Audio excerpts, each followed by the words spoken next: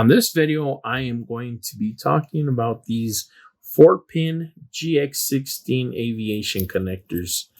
They call them aviation connectors, but they have many uses. My main use for these are for CNC machines. So as you can see, this is the female, and then this is the male end right here.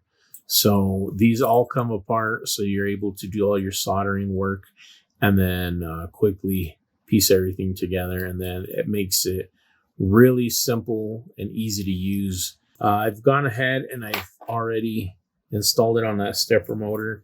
I've also installed the other end on a CNC harness here, just so I can demonstrate for you guys how this all goes together.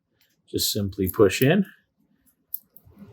thread your locking ring or your locking connector, and that's it.